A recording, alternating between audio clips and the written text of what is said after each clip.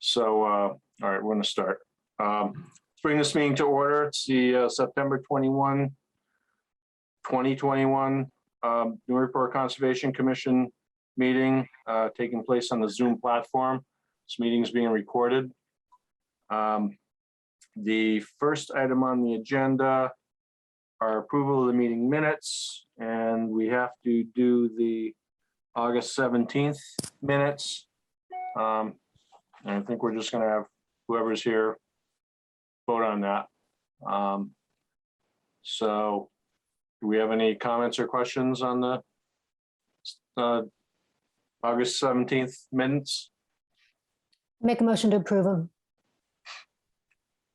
Second. All right, Paul Healy, Yes. Dan Warshall, David Vine, Yes. Carol Wagon. Yes. I vote yes. All right, on to the September 7th, 2021 minutes. We have any comments or questions, changes?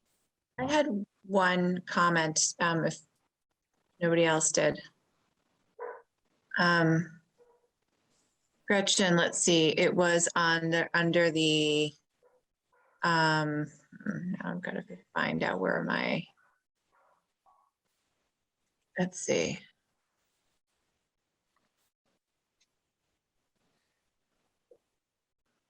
Now I can't find where it was. Maybe I didn't have an issue with this one. Okay, that's it. If I find it, if I find what I was thinking of, Gretchen, I'll email you, but I think this looks okay. Sorry about that. Okay, anybody else? Motion to approve? Second. Paul Healy, Yes. Dan Warshall, Yes. David Vine. Did we decide that if you weren't there, you can Yes, vote if you saw it? I did see the video, so yes.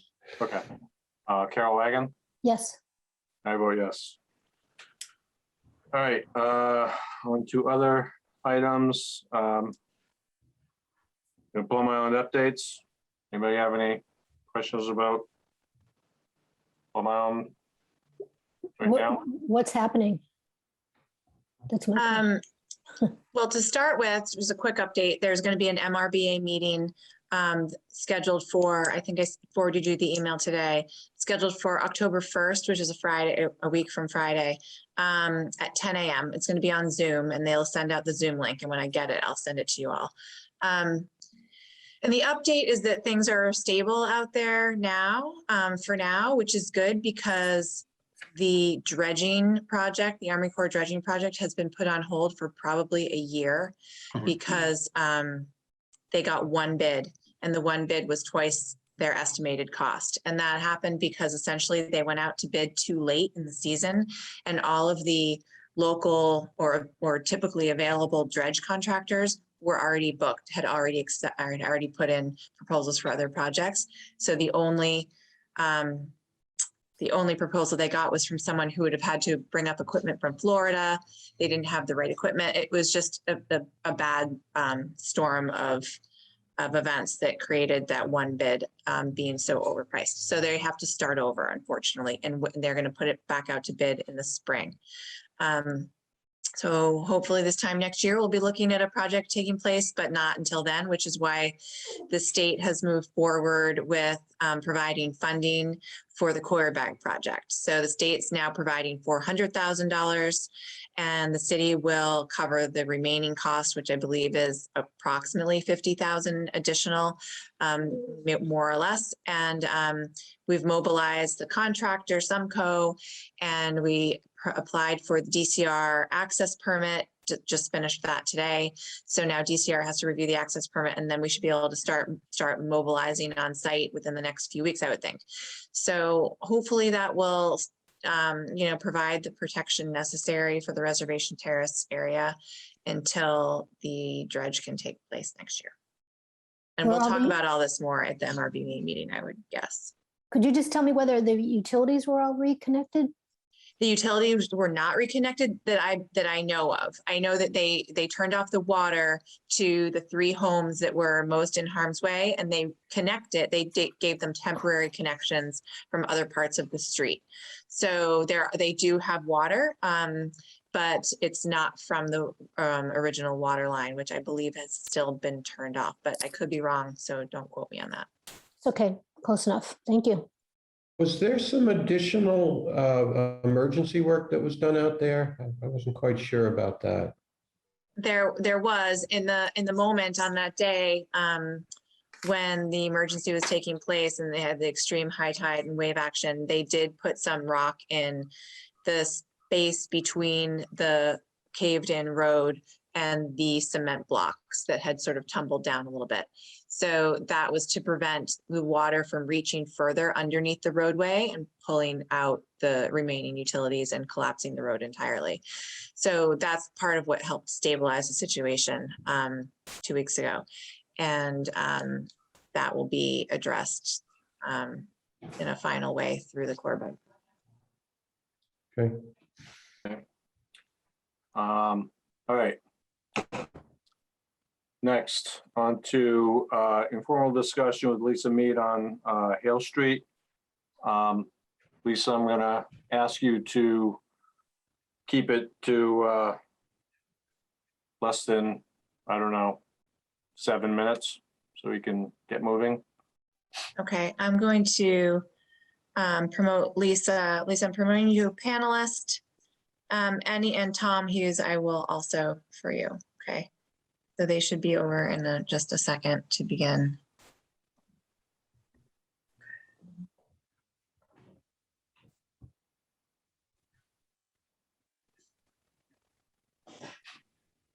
Thank you. I'm going to actually turn it over to Tom. This is the property at the corner of Malcolm Hoyt and Hale Street. And you all issued a order of conditions on the property adjacent to this for a small industrial building a few years ago. It's since been completed and a certificate of compliance issued. And with that, I'm actually going to turn it over to Tom. Tom, you're muted. To talk about what we're proposing here. Okay, good evening. So what you have in front of you is the COC plan, the as-built of the development that you approved. At one time, these are all part of the same parcel. And if we can go to the next sheet. So what you see on the right here, there's a double property line you see. Actually, the left-hand kind of double property line in the middle is the actual left-hand side of that property. You can see there's an upland area in the middle there, kind of like an island, that does connect to the neighbor to the left. And the development, if you look on our lot, you look at the development went in the upland along that, I guess it'd be the western property line. And it's a massive parcel. There's still an area of upland along Hale Street. And then there's a really large, really nice sort of wetland complex that used to be mowed on a regular basis. And there's a stream that runs through it along the eastern property line. If we can go to the next page, what we're interested in approaching the commission about is the idea of doing a small development within that upland area that is along Hale Street. This would require us to get a variance for the percentage of buffer zone if we were to go forward with this. We're prepared to provide a significant public benefit in terms of protection of the remaining portions of the property, including the other upland area that connects to the property to the west and the entire wetland complex. And Lisa could talk to you about some of the options on how we could protect that. But what we would do with this development, the idea is to have it be closer to Hale Street. We would be respecting the 25-foot no disturb, and we would essentially try to have it with parking on sides and in back, and try to have it be kind of emerging from the industrial zone that it's in um, into the main industrial zone, but also be respectful of the fact that there are residences across the way. And so the design of that, we're talking about trying to make it fairly attractive from the front. And then in terms of what we can do to provide, you know, a public benefit mitigation, I mean, certainly for mitigation, there's a lot of invasive plants along the buffer zone there. But in terms of public benefit, Lisa, do you want to talk about some of those options? Sure. I want to talk about a couple things. So this building, as you can see, it's a smaller industrial building. It would be closer to the street. It would require also a variance from the zoning board for front yard setback. But obviously, because the wetlands in the back, you can't push it back. If you could go to the middle plan a minute, Julia, just so you can see the whole site. So if you look up at the top right-hand side of this plan right there, that's where this building would go, right there. And so the remainder part of the back area with that kind of circle uplands that go into the adjacent parcel next door, which is not owned by the proponents, and it wasn't part of the original proposal. That's a really cool piece of uplands.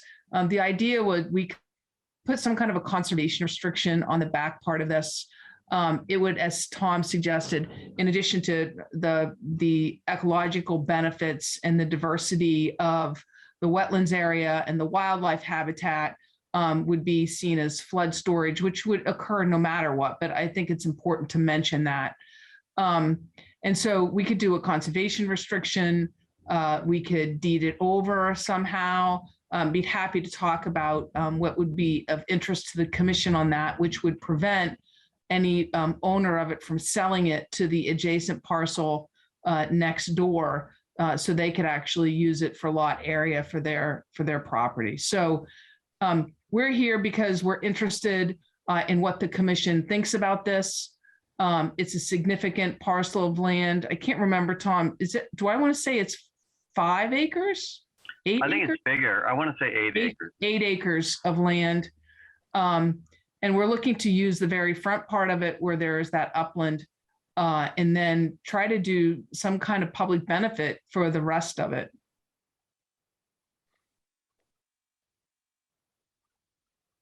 Okay. When the previous development happened, so we were talking about the coverage, the percentage coverage Right. in there. Yes. Correct. Weren't we right up against the maximum with that other project? 20%. So yeah, just to be clear, you're right, Joe. The reason why they would need a variance for this is because they would be disturbing greater than 20% of the existing buffer zone on the site. Of the Which full is lot, right? Of the full lot. Yeah. The original lot, correct. Yeah, I guess what if we let it go through, can you develop? You can't even develop the rest of the lot, can you? Well, the upland in the back, see the upland right there, that could be sold to the neighbor. That neighbor, if they sold a portion of the property in the back to the neighbor would be able to use it for lot area for their property and could use the upland. Okay,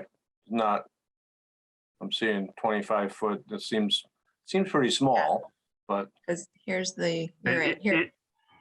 It is very pretty and it seems small, but you've got to keep in mind, you're looking at a large parcel of land, right? So if that overall original lot, I think was 8 acres, you know, we're probably talking 3/4 of an acre of upland right there.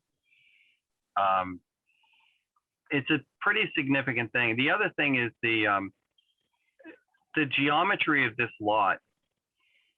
You know, when the regulations were adopted and looked to limit disturbance to 20% of the buffer, you know, on a lot with an even wetland line that kind of cuts through it, you know, with a sort of a more classic, all the upland in one place, all the wetland in one place, This one is kind of upland perimeter with a wetland core. And what it does is it essentially, and yet we've got a little bit of a corner of the lot that is not of the original lot, which is the northwestern corner, is not in the buffer zone. If it were in the buffer zone, the ordinance and the way that we've been doing this section of the regs would provide flexibility without the need for a variance. The fact that we have like a small corner up in that northwest corner didn't allow us to get that flexibility. And I think at the original development, we were, when we did that building, we talked to the commission about far more limited sort of mitigative measures. I think we were talking about doing some invasive control. In this case, I think we're talking about far more substantial public benefit. It is a really beautiful piece of wetland area in there. It's, got a nice floodplain shelf associated with that brook that runs through there. And it's got a really nice upland area in that area that we're pointing to, that's kind of out in the middle, that all could be protected and preserved for the greater public benefit. And it would, so that's the kind of thing we're looking to talk to the commission about. Is, could we come up with, working with the commission, come up with something to do with the rest of that land that would, provide a public benefit, and then get the variance for the 20%, which is, keep in mind, that's just in the regulations. That's not an ordinance standard. It's still a regulatory standard we have to meet, but it is one that is subject to change by vote of the commission. So, if it weren't granted now, and if we didn't deed the land over, conceivably a future commission could change the regulations, and the entire site upland area could be developed. Other than the 25%, 25 foot. Yeah, well, I don't know. I don't know if a future commission would do that, but. Well, no, I don't know if they would or right. not. And We're they're already talking about it. proposing developing it, so.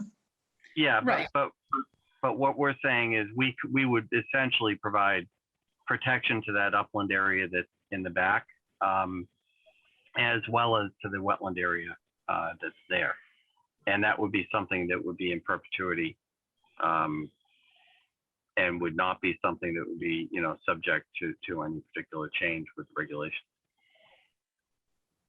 Yeah, well, How big is that back upland area, just more or less in feet? I mean, Well, Tom thinks it's about 3/4 of an acre, I think he just said. Yeah, that's my guess. It's the entire thing is 8 acres, and if you picture that, it looks to be about 1/10 of the entire area of the lot. Okay, so it might be 150 by 200 or something like that. Yeah, I mean, it is sizable. When you go out there, I mean, it would actually be a beautiful place to just sit down at a picnic table or at a gazebo and just kind of hang out. There's not the easiest way to get there is through the part of the land that was already developed. You can get there from the backside, but if you can zoom in, the back property line, the southern property line is kind of funky. The frontage is on the eastern end of it. You're looking at. So, I mean, I guess what they're trying to convey is that they believe preserving this upland within the wetland is, provides a public benefit, provides an important conservation benefit and value, because if not preserved, this property, the adjacent already developed property, could someday acquire it from the neighbor and come into here and use it as part of their development. Again, there is a buffer, but the 25-foot no disturb is back here. It still does give them some use of the upland, in which case you lose that benefit of the habitat up versus wet. okay. And a portion of that upland area is actually out of the buffer zone entirely. Right. Yeah, not much. No, but it is, but it would be protected under what we're proposing. Uh-huh. Who owns the property now? It's a realty trust, Craig Pacina, a realty trust. Oh, I see. Okay. And But- they own all of the property except for where that building's located? Yeah, so just to be clear, this was the original proposal, Carol. This is before you were on the commission. Yeah.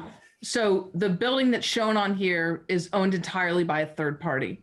There was a segment up front, which we can go back to in a minute, where the upland is right in the middle of the property towards Hale Street. That there's a commercial building built there right now, an industrial building that's owned by a condominium association. Now that's been all sold and owned by a commercial condominium association. That's So this. that's this building right here. And so if everything around that, all the way back to the back of the corner, back to Malcolm Hoyt, now is owned by this realty trust that we're in front of you for. So, so it's a pretty significant parcel still remaining.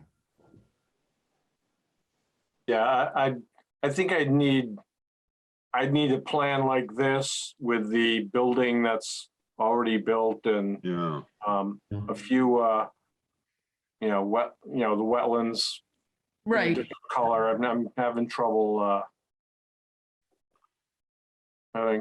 Yeah, like big expanded version of that. Okay. Yeah. So I get, Some concept of what's going on. yeah. Now, So now, that's- if there were a picnic table on that uplands, how would people access that picnic table? I think through the back, Paul, we'd have to look at that, and we can kind of mark it out so you could see how it could be accessed for Oh, sure. okay. But I guess the question is, before we go into a lot more expense here, which I think is worth it, because I think that I hear what you're saying. You'd like to see this, how it fits all. I'd like to get, so I kind of hear Joe and I kind of hear Carol and Paul. Are, Dan and David, are you both of the same opinion? You'd like to see a little bit more to understand a little bit how it all fits together. I think, it's an upland piece that would be good tax revenue for the city. It's not a giant, obviously can't hold a giant industrial building. It's not as big as the one next door.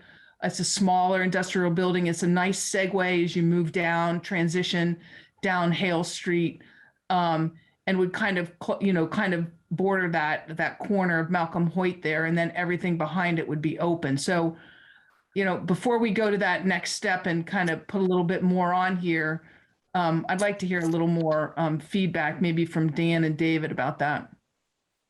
Well, I'd just say that I definitely haven't seen enough here to have any sense of it. I mean, we received this afternoon. It's kind of disjointed as far as what we're really looking at. So I don't really have an opinion at this point.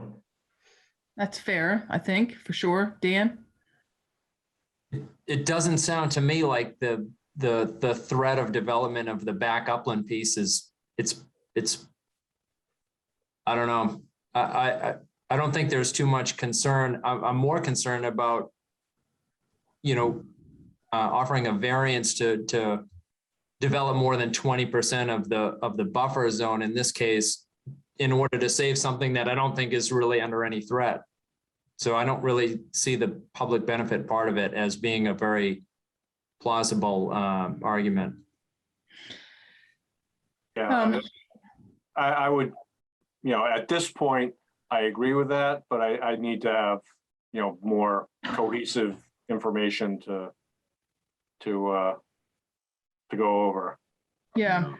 I'm So willing to listen. I'm willing to listen to more, but I at minimum would want to see much more detailed plan, and also would have to go take a peek. But it's Yeah.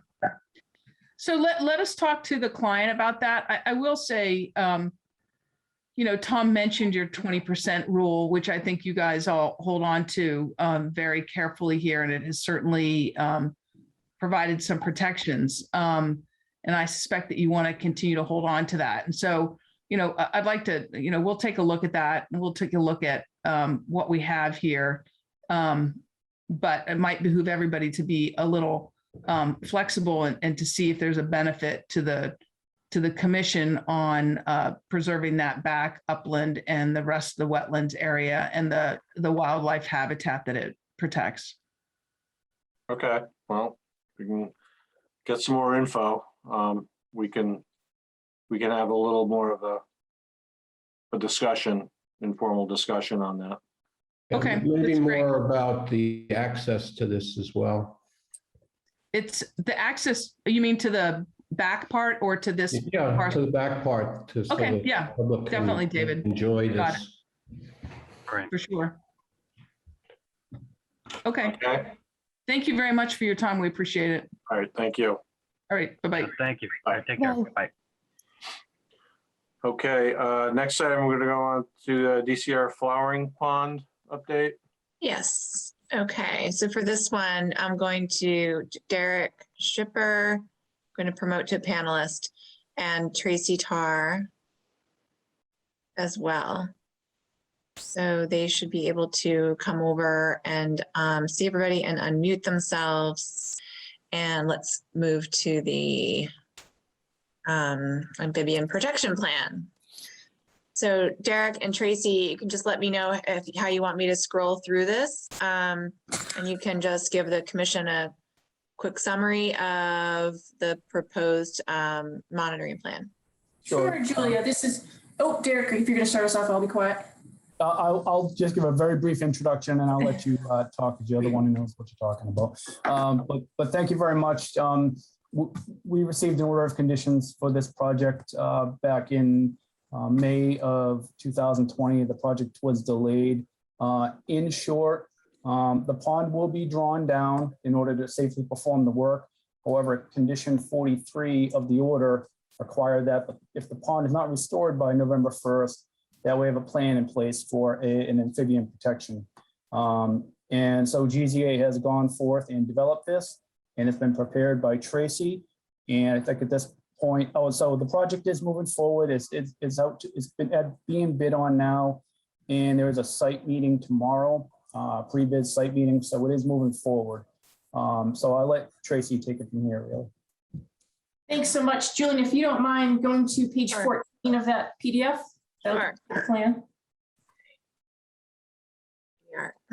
Great. Hopefully everybody can see that. So we did go out, and given that GZA's engineering team were the primary people on site, I went out to the site in early September to get a sense of the pond and document amphibians that were at the site. No surprise, the pond is certainly well populated by green frog and painted turtle, and of course, likely other species that breed in ponds and then emigrate to adjacent uplands. So we took that into account in our plan.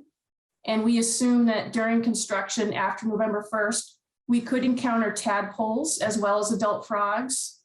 Green frogs and bullfrogs take 2 to sometimes 3 years for bullfrogs to overwinter. So they're actually in the tadpole stage for multiple years. So I was glad to see you required a plan, because if we didn't plan for that, we could have a bunch of stranded tadpoles. So we certainly wouldn't want that. So what we did was Derek identified the area of remaining water in the pond, which is at elevation 13. So looking at the top of this figure, it's that yellow blob where during the complete construction, we expect exactly water 3 feet to start within that area. And then as the lower area of the dam is finished, we'll get water up to elevation 15, right, Derek? I believe I got that. It'll be at elevation 13 for a relatively short amount of time. As soon as we can start bringing the pond back up to establish more of the pond, we will. But yeah, it should be back up to 15 within a short time. Yeah, and so that makes me happy, because then we'll have over 24,000 square feet of water suitable to hold amphibians and reptiles that are overwintering in the pond. And so our plan is during dewatering, which is expected to take upwards of about a week, with no more than roughly a 2-foot drop each day, a GZA wildlife biologist would be on site each of those dewatering days to relocate animals that are in lowering water and in mud. And of course, we preferentially select and dip net out animals that are truly amphibious, your tadpoles, make sure those are in water, and make sure animals are getting into that primary, what we call holding area. Knowing things can sometimes happen, excuse me, not as we expect. We're using a belts and suspenders kind of approach where we've identified 2 other possible holding locations if the first one doesn't meet our needs.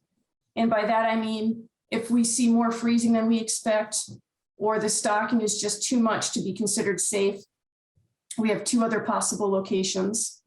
So there's a possible secondary relocation area on the bottom of the plan. And we don't really expect to need to use this, but if we needed it, it would be shored up with sandbags and be a secondary location to place animals. And then if for some reason, both of those 2 say freeze, we have a tertiary area in uplands where we'd set up a 500 to 1,000 gallon stock tank. And again, this would only be last resort, but we can use submersible pumps and heaters if necessary to prevent freezing as the last suspenders, but I really don't think it'll get to that, knowing that we have roughly 25,000 square feet in our primary area. And I guess I'll slow down, see if anybody has any questions. We have specific parameters in the plan as how we hold animals and get them to the right temperature. Amphibians in the winter really significantly reduce their food, so we don't expect to need to feed them, but we'd opportunistically move macroinvertebrates and algae covered logs into that primary relocation area so that, let's say it was an unseasonably warm November, those would be feeding surfaces for the tadpoles. And how deep is the primary relocation area? At its shallowest, it's 3 feet. And then as it gets raised, it's upwards of 5 feet, which is great, right? Because we know we need roughly 4 feet to prevent freezing typically. Okay. Yeah. How physically, how does this relocation occur? I'm having a hard time visualizing what you'd actually be doing out there. Yeah, so we'll have a staff biologist. You're littering hip waders with a dip net, and you're using buckets, water-filled buckets, and you move the tadpoles and the adult frogs into the buckets and then walk them over to that relocation area and put them in. And I've found from relocating animals, the one thing we have to do is be sensitive about separating out different size frogs. Adult frogs are highly predatory. A big frog will eat a medium frog in a split second. So we'll have multiple buckets to keep everybody separate until nature takes over in the pond. And then of course, we're going to document everything we're seeing. And then in our plan, we have us preparing a report within 30 days of construction so that you'll have a total of animals that we relocated and the species that were relocated and the measures we had to use. And what kind of numbers of animals are you expecting? Any idea? It could be thousands when you consider tadpoles. The green frogs were a little underpopulated compared to what I expected in early September, but they could have just been deeper in the water. So it could be thousands. Okay. I don't recall. Will you be only getting the ones that are in the dry? I mean, that's how you would oversee this as far as selecting? Yeah, the good thing about this is just the way that it's drawn down. It's drawn down to our holding area. So animals are naturally gonna, if they're in the water column, they're gonna flow towards that pond. And then we're walking along to make sure they're not getting stuck in the mud. And when do you expect this to all happen? Yeah, I'll turn it over to Derek on the schedule. So the project will be bid on within bids are due September 29th. And we're hoping that by the end of October, we can have a contractor on site. Derek, how long is the project expected to take construction-wise? Couple of months, couple to 3 months. We're unfortunately going to be in the winter season, so we could have some bad weather that might delay that some, but barring any significantly bad weather, it could be a 6-week project or so. Wasn't this project originally supposed to start in the fall? The hope was initially to go in the summer of 2020, but that didn't happen for a variety of reasons. So the intent is to start soon.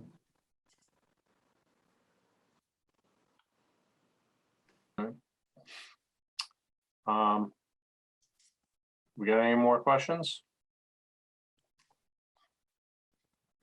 This is the only thing that would be impacted by the change in the season, as far as doing your work at a different time of the season?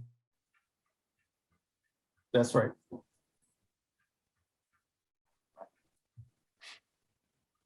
Okay. Julie, do we need to vote on this plan? Yeah, I think it'd be a good idea to vote on it.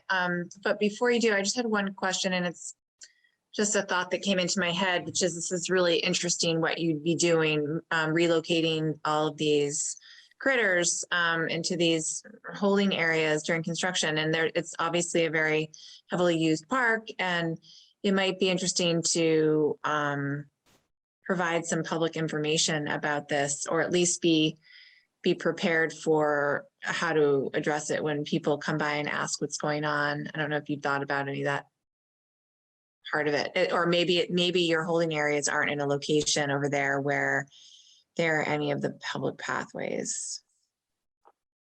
It's going to be an active construction site. I don't think it'd be a good idea to have folks coming down there. I'm not aware of any trails that come in. Well, there is one on, yeah, but then it's a steep slope to get down there. Yeah, it's a pretty steep slope. Yeah, it's a good point. And it'll be winter. I don't think you're gonna have too many curious visitors. But I think we'd be more than happy if any curious folks come by and want to have a look and know what we're up to. We'd be happy to share that with them.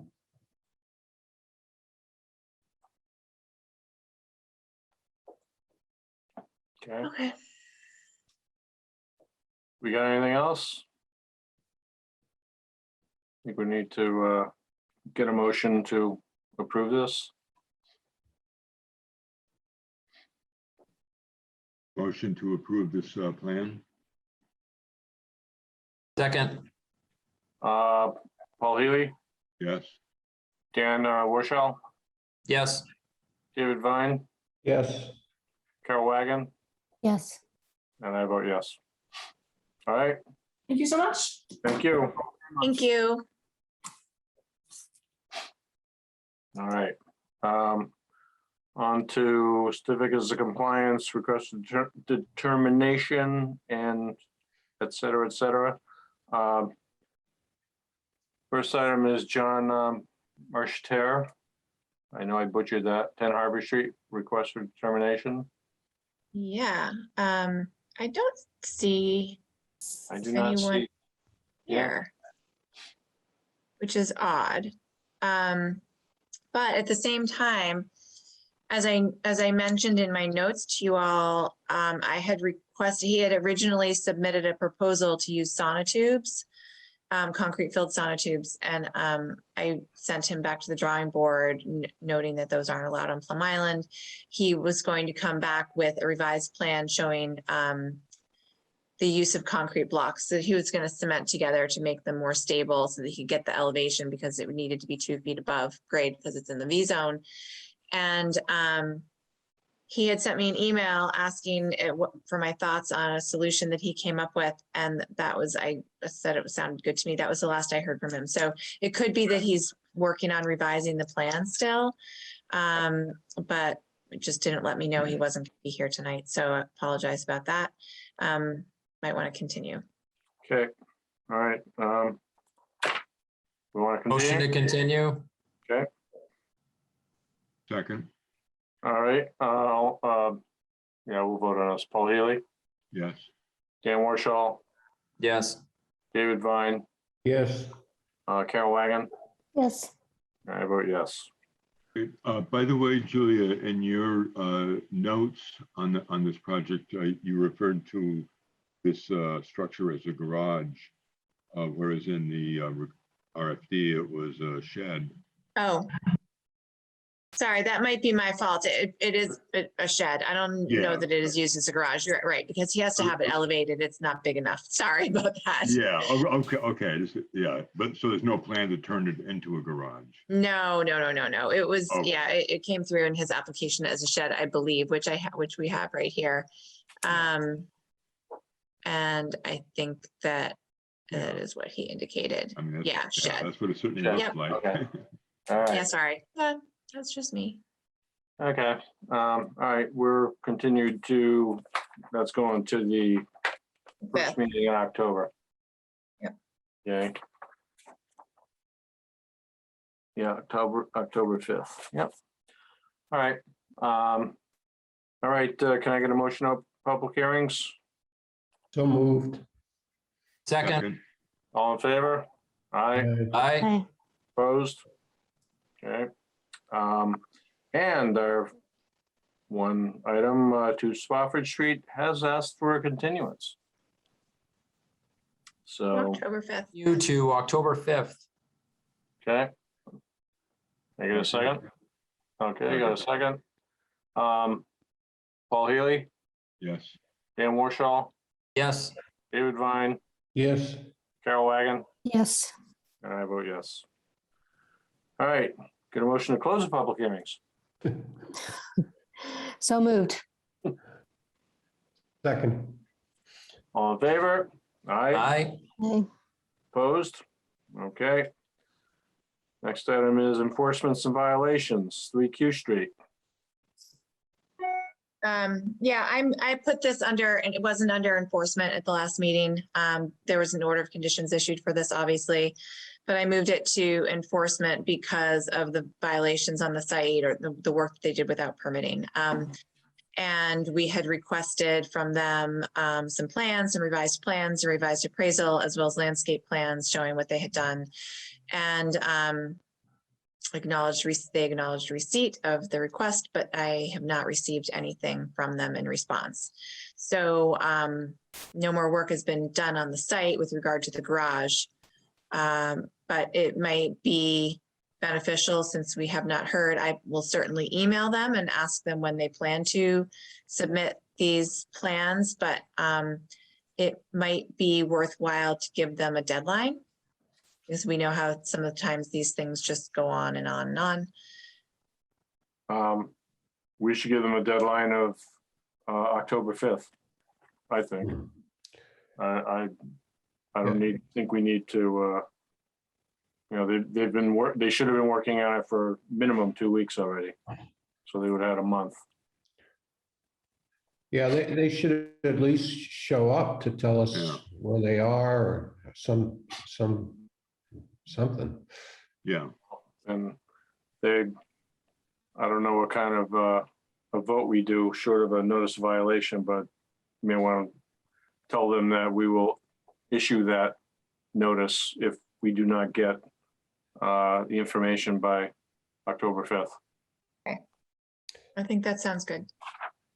And we know for a fact that there's no work being done out there.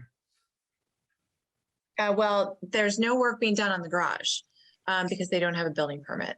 So, and they took it down, and I know they want to rebuild it, but they can't yet because they don't have any permits.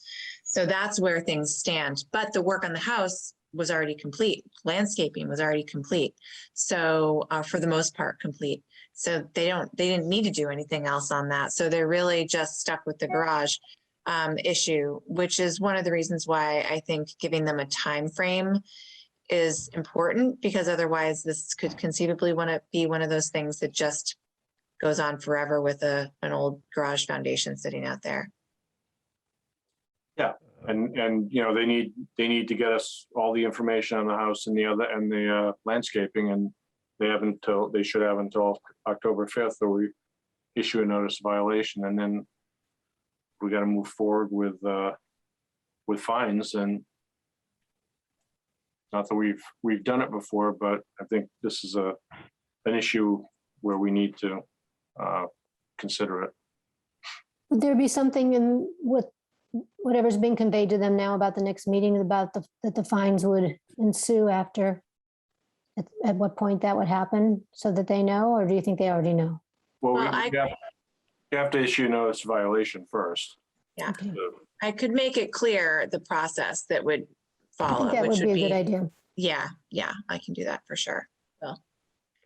Julia, I'd suggest that if the rest of the commission agrees that it might be worthwhile to reiterate in your notification to them that the issue is not necessarily the demolition of the garage, but it's the non-conforming aspects of the landscape in the house that are really what we're concerned about. yes.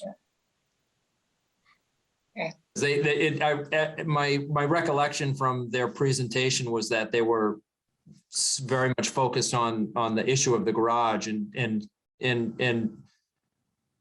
were a bit cavalier about the issues that appear to be more than insignificant with regard to the house and the landscape.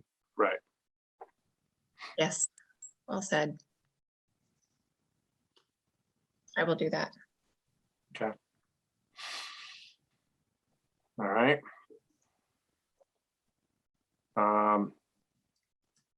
Well, I don't know that we have much else. That's the end of our agenda. Unless we have anything else we need to discuss in old business. I don't have anything else in old business that I can think of right now, other than to update you all a little bit more on the open space management contract, which we're working on finalizing with Woodsman Inc. I think we mentioned that at the last meeting. That was approved by the mayor's office, and we're just getting it down to the details of getting them started, which is exciting. Very good. Yep.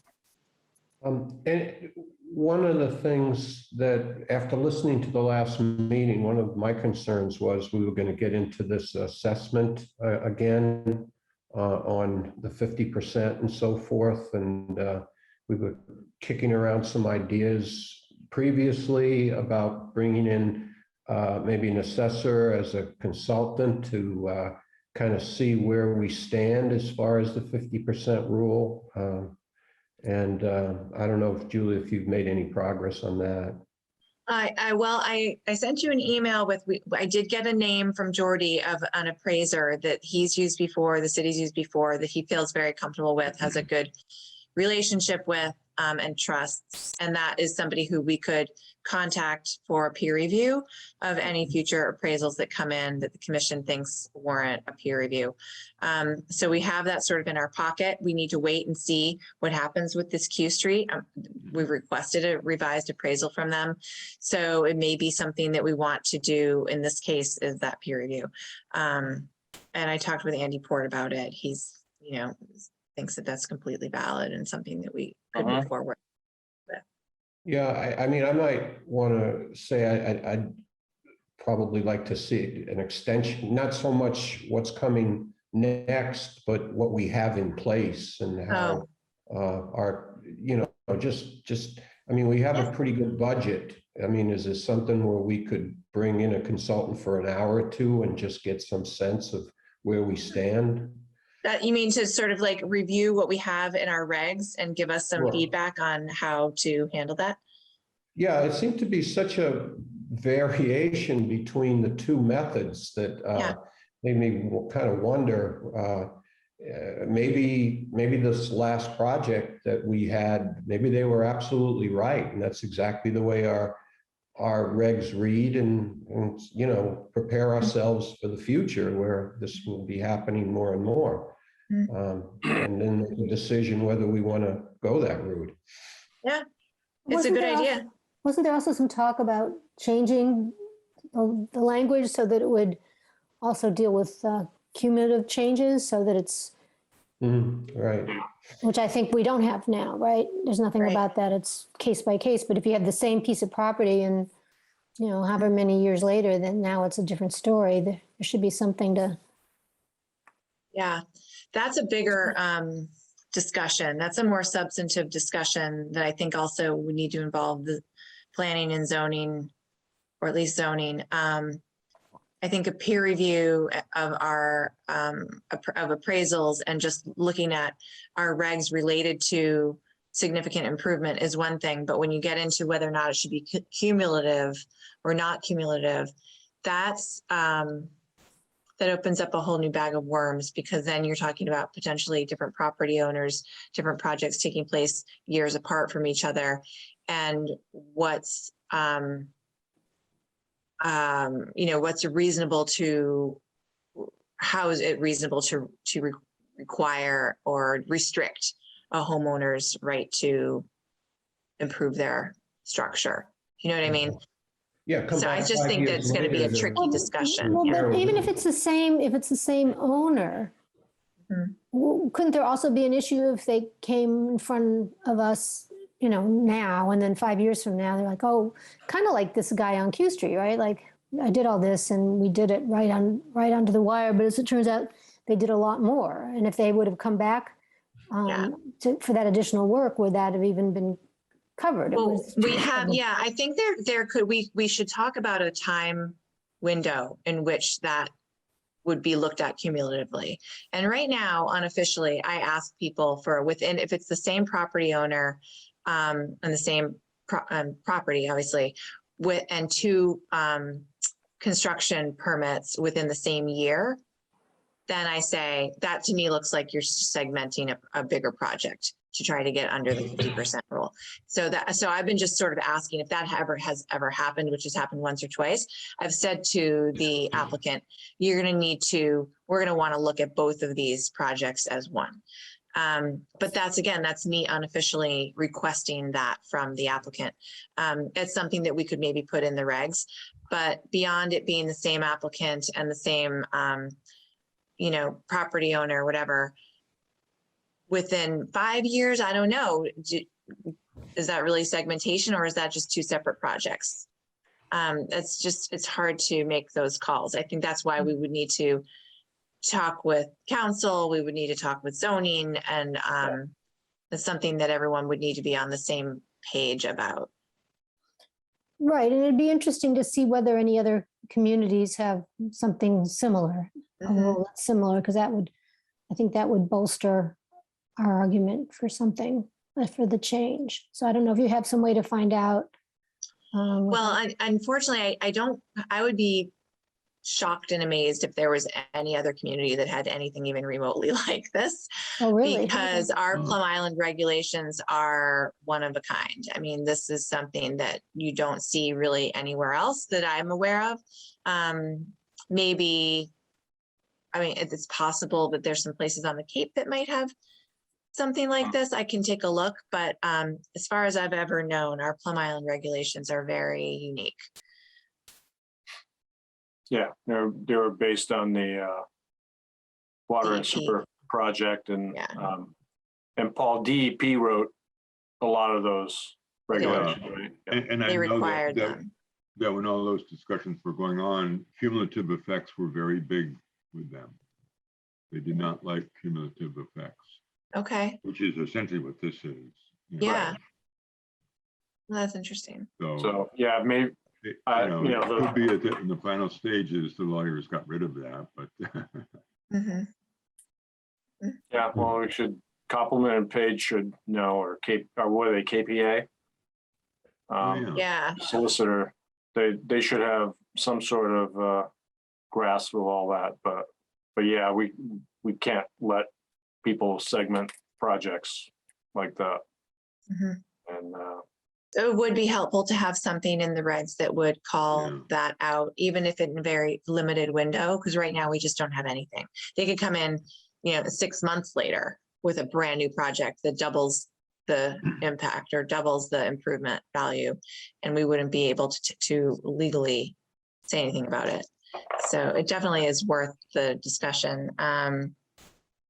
I believe that's in, not the regs though, I believe that's part of the ordinance.